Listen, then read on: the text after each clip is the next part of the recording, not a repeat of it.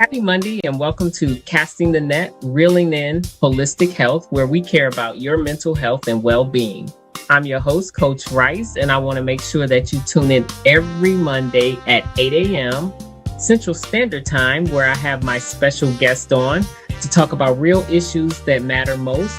I want you to check us out on YouTube, Facebook Live, on Business Facebook page, also on the Be Awesome Network.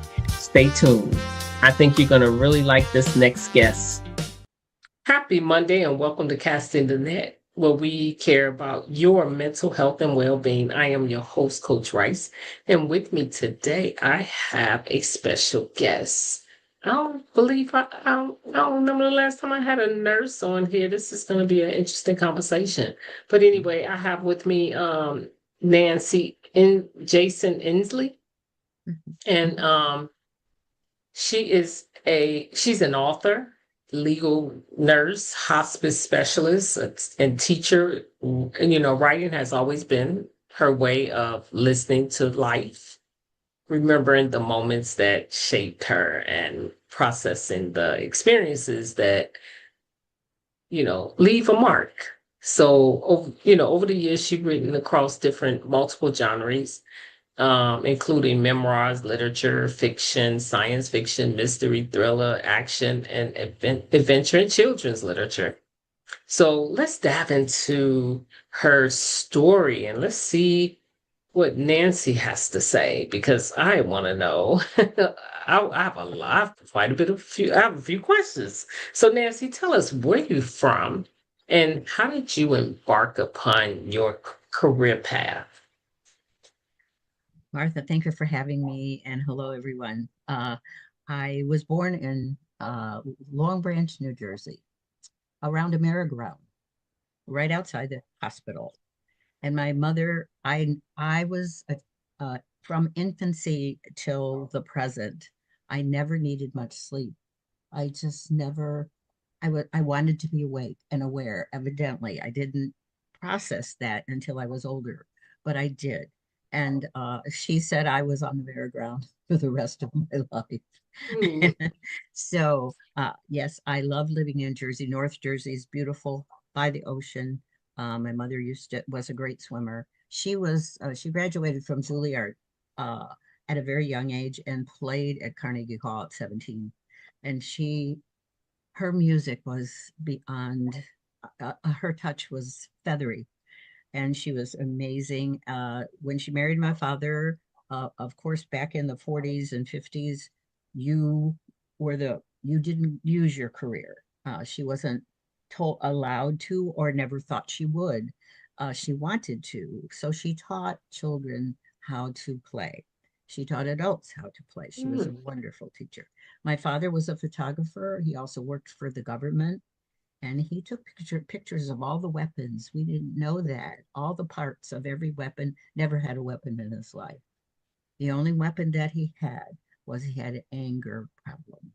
And so we had a very, how would you say, caustic plus gentle, my mother's gentle touch, and how she dealt with life no matter how difficult it was.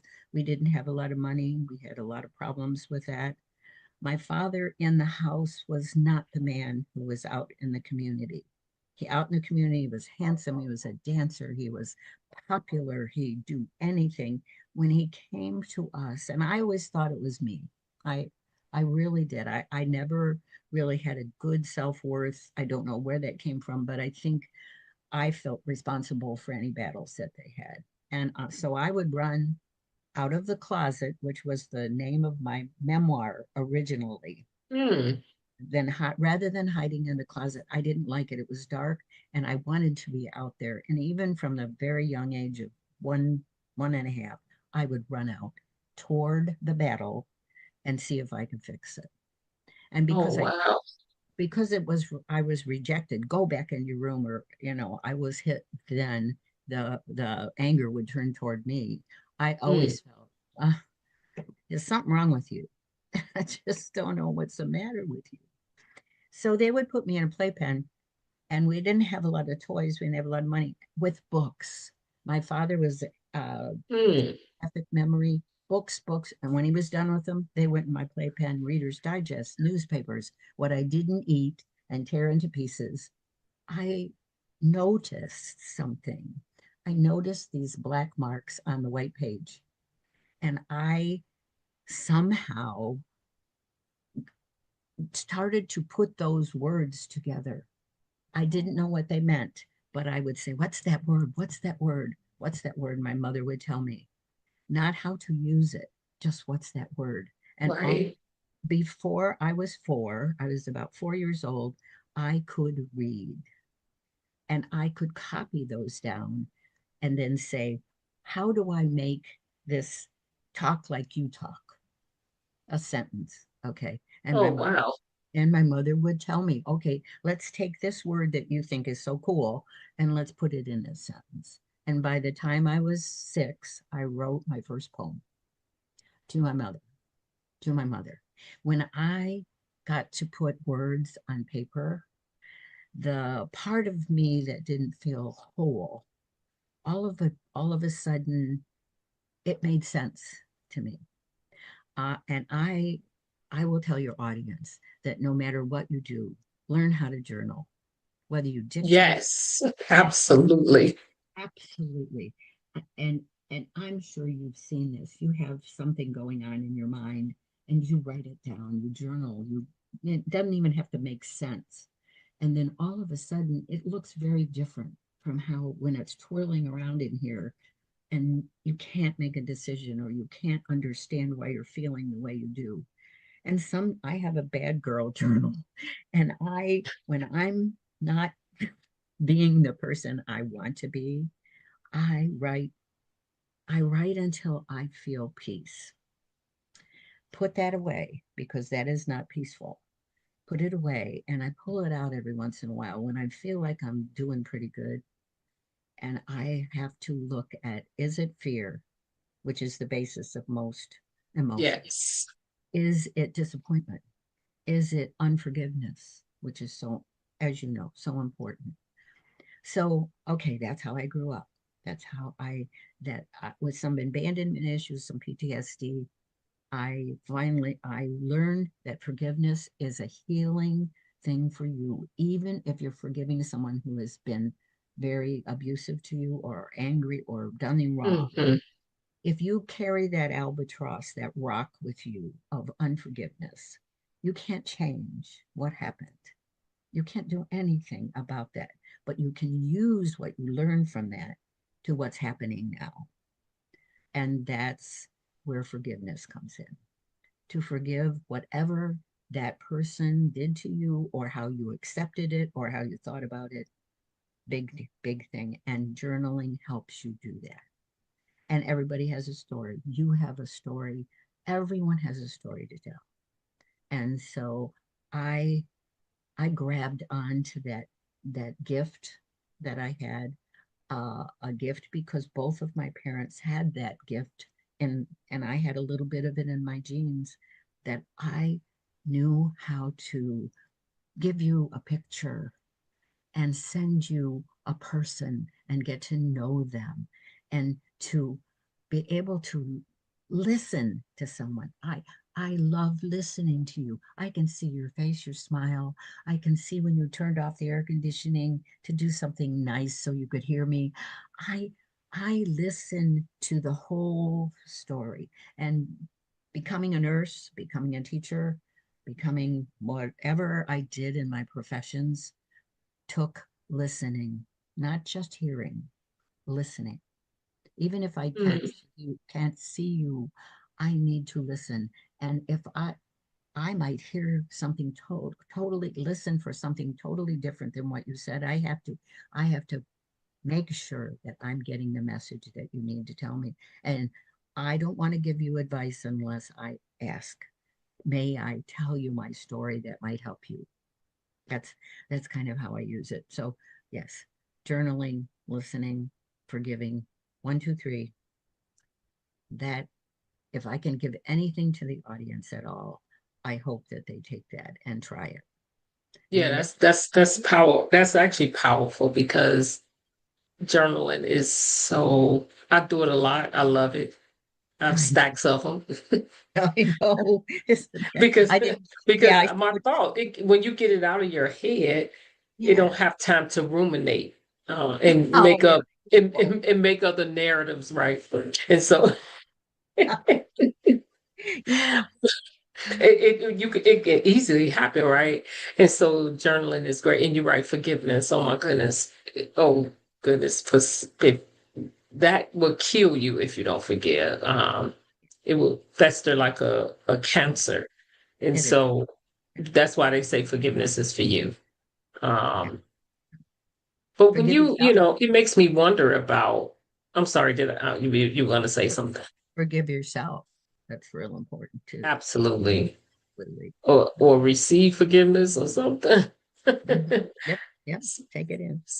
So in your, it makes me wonder, like in your work as a, healthcare, hospice, legal nursing, how did that shape the way you approach storytelling across your books, I've been your so blessed. genres? Yeah, the different genres, and they say that's very rare to do that. And I still have genres I want to write about, other than horror, but I'm working on it. I'm And sure so, because you have a whole platform of like, you have a whole diverse background in healthcare. Yeah. yeah, So how did that shape the way you approach that? um, observation skills are very, very important. My fear a little is that we've lost some of that. We need to find a way to get it back with with social media, with all the electronics the networking that we do, Hmm. which I honor that. I use it. I had to learn how to use it. But don't lose those skills. When you look, here's a tree out here. It's a big oak tree, and there's a fence right next to it. But what I see is the little squirrel that comes up there, and she thinks she can fly. And so if I'm not watching for Right. something out there, something happening, and being patient and watching for it, uh, I might have lost the story that I'm writing about that squirrel. He thinks Mm. she thinks she's a flying squirrel. She can jump from there. That's probably 10 feet, 20 feet. No, she is not a flying squirrel, but she thinks she is, and she's going to make it. And she comes up here and she sits by that post and she chatters at me. Chatter, chatter, chatter, chatter. And I think she knows I'm writing about her and her kids. But you don't miss the moment. We get so busy, busy, busy, busy, busy, busy. And I'm busy. And don't miss what you can actually see beyond the tree, beyond the grass, beyond the street. What are they doing? What are the neighbors doing? What do you hear them saying? What do you see how they play with their kids? So that and being a nurse, I started out to be a physician. I thought if I wanted to get inner peace and worthiness, I would become the biggest thing I could think of, and that would be a doctor, because I could fix everything if I was a doctor, I thought. And I would have power, and I'd have to be confident, and I'd have to show that. Okay, so I got a scholarship in high school. I had wonderful professors in a high school on the east side with a lot of poor people that didn't have much in their life, but amazing teachers that I honor them. But anyhow, I went to Ohio State for 3 quarters. The fourth quarter, they were quarters back then, and that whole year would have been covered by my scholarship. My mother became ill. I rushed back home, stayed with her, helped her to heal. I did not realize that I would lose my scholarship. We didn't have the money at all to Mm. continue. So they were taking one more person into Toledo Hospital School of Nursing. And I thought, I'll do that. Then I can make $3.50 an hour and save all that money to go back to be a doctor. But Martha, I found I found a joy, I found a respect, a a beauty in the human spirit and the human ability to recover, no matter what pain there was. how people use their faith, whatever they believed in. It doesn't, I'm not talking about any particular religion. I'm talking about faith in other people, faith in yourself, faith in a God, if you believe in them, faith in a science. We're made of chemicals. And when we die, they float around, they go somewhere, they do something. We are made of positive and negative ions, and it's all around us. Some people can say they see auras.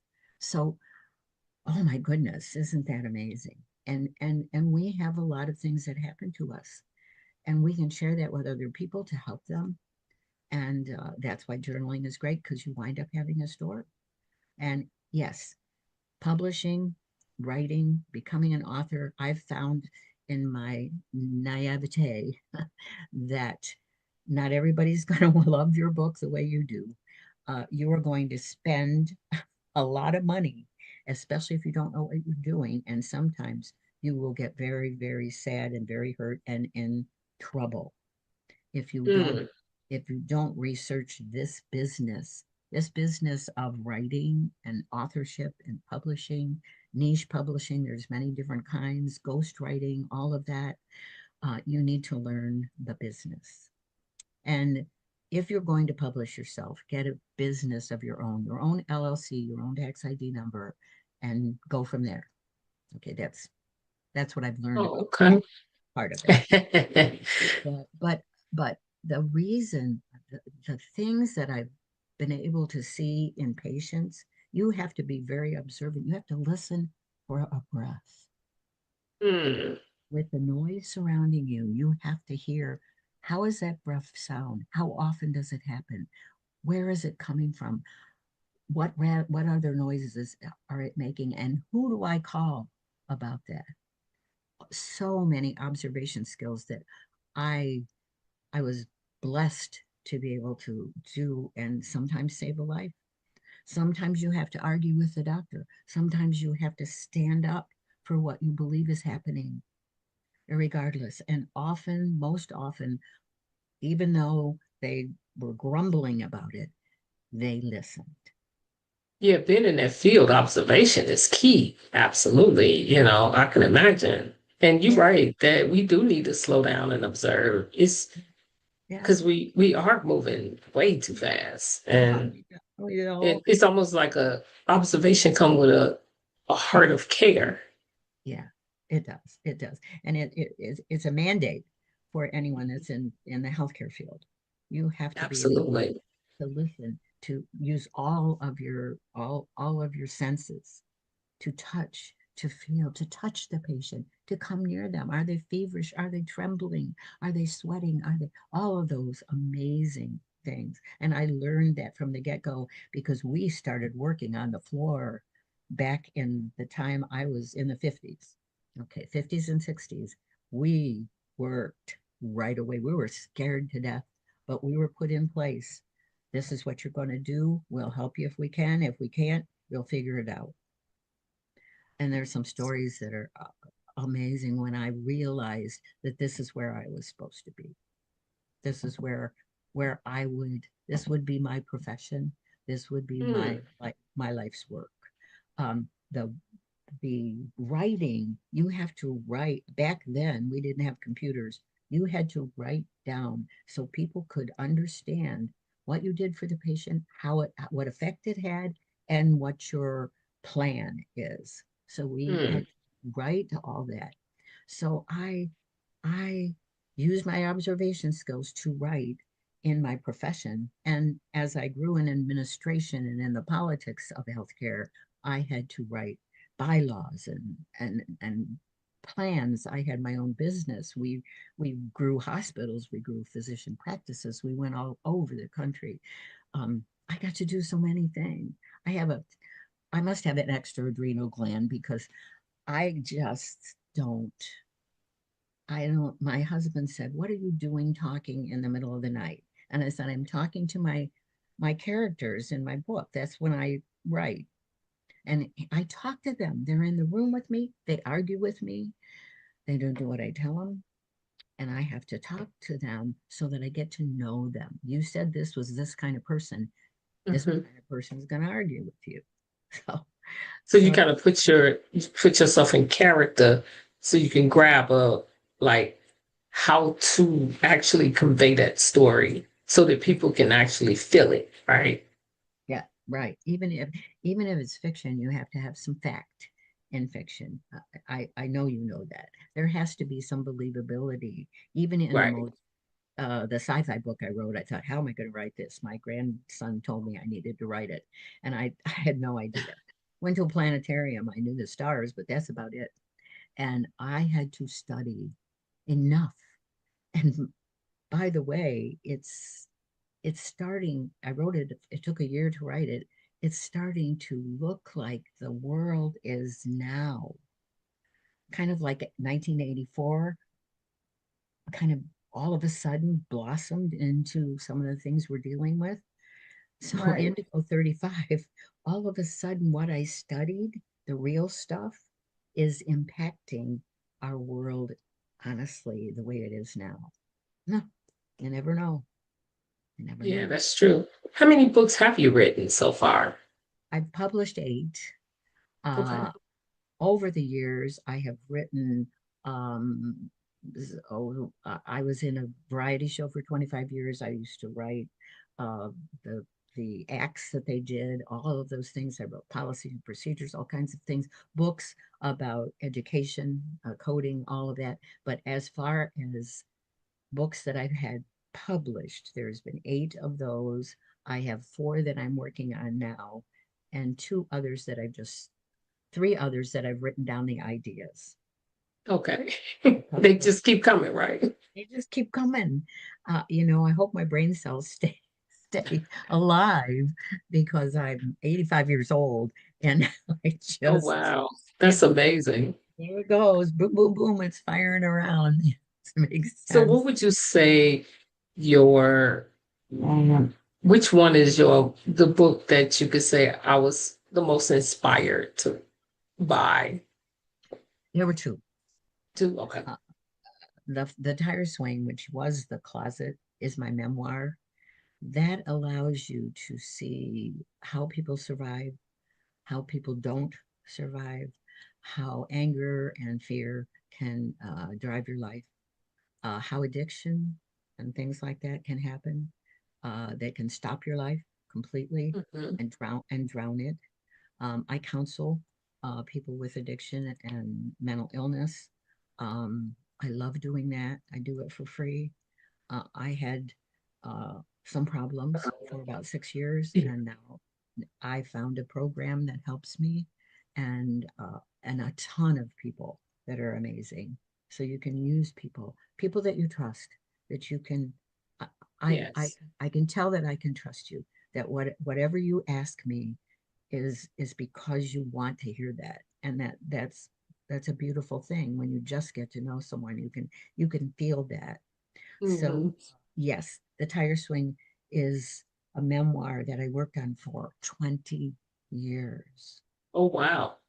20 years. I had written early on in my teens before I went into nurses training or physician training. Before I got married, I had The Closet, and it was very dark, very dark. And I took my journals and I put it in and I said, I'm going to write my memoir. I want to help people. Okay, with that. So I put it away because I got married. I had 3 children. I lost some children.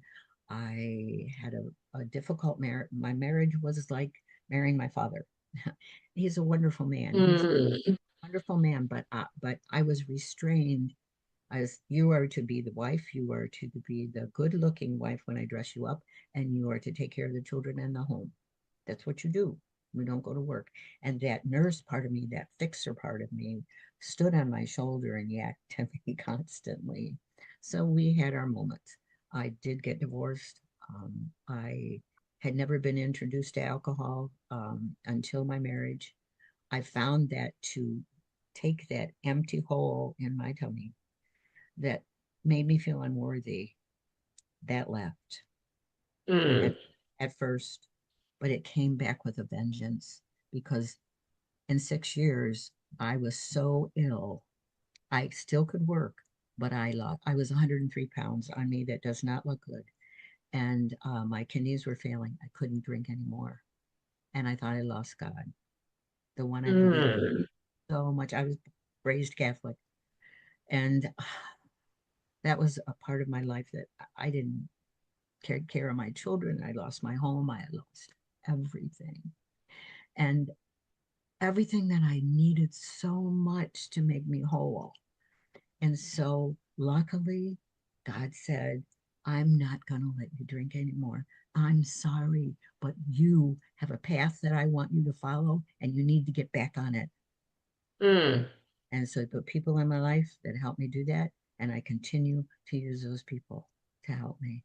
And yes, I had to have professional help as well. And I Wow. followed their orders. And That's awesome. I thank God for the 42 years sober that I have. And I encourage people constantly that yes, you can do it. Yes, you can do it. You have to have faith that you can do it, whatever kind of faith you get. If it's a light bulb, use that. And Wow. so that stalled that. When in my early 40s, when I was better, healthier, Mhm. better mentally and everything, I changed that to the tire swing, which was outside my grandmother's house. And my grandmother took care of us when my mother would leave and my father would, I never knew if they were coming back. The tire swing, though, I wrote a poem and it's like life in this The poem. tire is like that tire to hang on a rope and you swing on Yeah. it. Yeah. And I loved going on it because I could go real high and I could look down the street on my Mhm. grandmother's house was to see if my mom and dad were coming in their old car. But then Okay. when I get down here and my legs get tired, I need someone to help me. So I need somebody to push me again.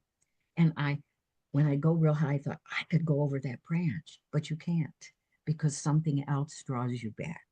Mm. And then, when you twirl like this, Yeah. Yeah. we twirl in our life and the world, we get sick and we can't solve anything. And this one says, this is the poem I wrote about. Okay. The tire swing hung from a tree. It beckoned them. Come ride with me. The rubber seat would rub your thigh, bruise your thigh, and no one cared when soaring high above the ground. Then touch the sky if you pull and push. Oh my. You may be brave and try to fly. This is life, the tire swing. It beckons you to do great things. Sometimes we soar, sometimes we fall. It makes us dizzy when we twirl out of control. But all in all, we have the choice to ride. So Mm. that's why I use that. They say, what's What a great poem it, about life. it is kind of, in certain Yeah. circumstances. So that is one of my favorite. Another that I wrote, my bestseller was The Rainbows in December. And a girl outside of the room when I was doing compression hose and taking it, she was smoking outside. It was snowing. And she says, oh, a rainbow in December. Look at that. Has that ever happened? I ran back to my car, took my little notepad, wrote that down. I thought, what a cool title. I had no idea what it was going to be. Right. It's romance. There's a murder in there. There's a little bit of everything. But Okay. it was fun to write. But my favorite, besides the tire swing, is Mitered Corners. Mitered Corners has everything in it. It has fear. It has success. It has romance. It has a lot of the stories of the nurses and doctors and healthcare workers that I met that allowed me to put them in there Oh, wow. and tell a story about life that just you can't imagine. I That love sounds like it can be a movie or it a could series. they're saying yes. If I could do, yeah, if I can afford someone to do a script writing, a screenplay writing, and submit Hmm. it, yes, yes, it has been looked at for that as well as the tire swing, and I'm in the process of having my granddaughter teach me how to write a screenplay. She is an actress. She is Oh, an wow. she sent me her screenplay, which was unbelievable. And it had how you do it in it. And I said, could you help me? And she said, oh, Grandma, yeah, sure. So You know what I maybe, love about what you're doing? You're leaving a legacy oh, yes, for your and for your everybody, children and grandchildren. yeah, yeah, I know the laugh. I hope that I don't find my bad girl diary journal. It's hidden. I won't care. I won't care when I'm up wherever I Right. am. But that thing is really important to me because Hmm. I fail, I make mistakes, I get upset, and Right. We all do, right? yeah, don't we all, at the wrong times? You leave a legacy with these podcasts. I've found out so much about them and how much is into them and how Hmm. the guests that you have on, there isn't a subject that you could not find on a podcast. So true. It is. I had no idea. I watched a few and I had one done like 7 years ago. It was audio, and that Hmm. was about the tire swing. And it was fun and some people looked at it, but I never really looked at it. And now I want to see you again. They're amazing, Right. very intuitive, very empathetic, very talented. And a good share of them have written something and tried to publish it. A good fair share of the hosts are writers as well and find that That's true. That's true. yeah, no matter what form you do with it. Hmm. So so those are the So, two. so in what ways, do you hope that your stories, is impact real readers, and what do you want the audience to take away from the work that you do? Okay. Three things. Um, I want you to look at yourself and learn to love who that is. Look at every morning, wake up, no matter what you look like, no matter how helter skelter you look, no matter what you have to face in that day, that you can get through that 24 hours. If that person that you're looking at realizes they're loved and that they they have something to bring to someone else and you never know how it's going to touch them. Okay, that's one. Number two is to actually uh, know how to listen to other people. We're so busy. I even do it myself. I'm sometimes over talking you, and I shouldn't do that. I want to listen to you, and I want to hear what you say and how you form your podcasts and how you interview people, and listening. Develop that listening attitude, even though you can't see the person. Also, when you talk to someone, listen to what they're actually saying to you because it could impact your day, it could save you sometimes. The other one is to forgive. Just forgive yourself. Forgive. Oh gosh, I did that wrong. I knew I didn't have the right browser. Oh my, I just left one and I couldn't find my host. I couldn't find my host. I went into my browsers, my everything, everywhere. Some places I probably messed it up because I'm not that good. But uh don't beat myself up over it. I told my agent, I sent him an evaluation. I said, I don't know what I did wrong. If I did, help me to find out so that doesn't happen again. So, yeah, forgive yourself first so that you know how to forgive others. You may not like what they did, you may be hurt so badly by what they did. But I got to take care of my father. God said, oh, here we go. I'll have you forgive. He had Parkinson's. He never remembered anything. He was the Wow. funniest little old man. And I thought, thank you. Thank you for finding this part of him that I was so busy being afraid that I missed it. Mm, I missed that's it. beautiful. That's why journaling, as you know, all of a sudden I went back and looked at some things that I said, he makes me laugh. He writes really well. He takes beautiful, amazing pictures. And why don't Why didn't I see that? I journaled about it, but I was so afraid of the turmoil. That overshadowed the part of him that I could have known all those years. So I got to know him for 6 years. We took care of him. And there was parts of him that I thought, oh, that's a lot like me.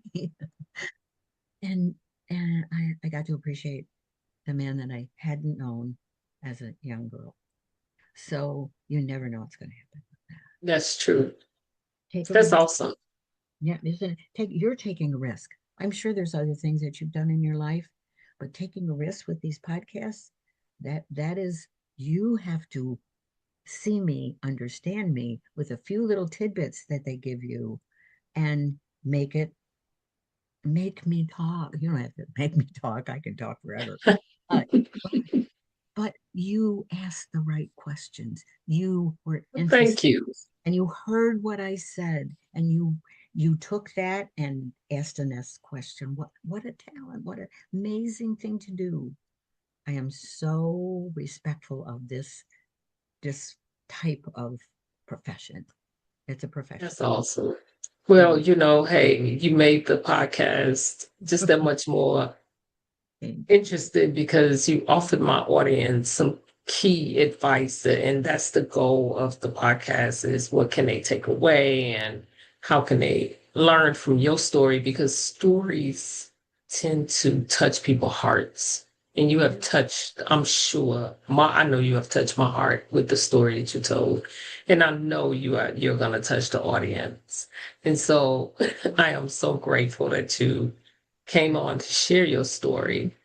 And I hope that more people will share their hearts to the world, because right now people need to hear stories of triumph, and we all in this world going through so many different things, and just to hear a story like that is life changing, because it's not it wasn't the end that you struggled in this area, but look how you came out of the struggle to tell other people how to come out of their struggles. So thank you, Nancy, for embracing us with your wisdom and how you sharing it with your children and grandchildren. That's amazing. It's at the heart of what I do. And to my audience, I know you are inspired by this story, and I hope that you get a chance to, share it with someone else, because we all need to understand how important it is to, just slow down and observe what's around us, and just also to forgive and just don't take life for granted, be grateful, and, and just help one another. That's what we do. And so, I hope you enjoyed this segment, and I will have all of her information in the comment section, her links, her books, where you can actually order her books. And so you can get more inspired by what she's doing. And so, Nancy, thank you so much for coming on, and we so enjoyed you. Thank you, Martha, really did. So much. Thank you for anyone that listens and laugh. Laugh. Yes. Yes. Yes. Even if you don't know the joke, just laugh. And don't get on stage until before the play is written. If you get on stage before the play is written, you make mistakes. So make sure that you know what you're talking about, and make sure that you do research enough. No matter whether you use it or not, do that. That's real important. Everybody has a legacy. Everybody has a story. I want to read your story.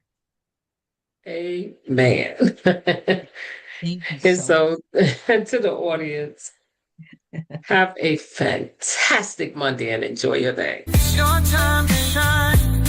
Your journey to chart. Coach Rice.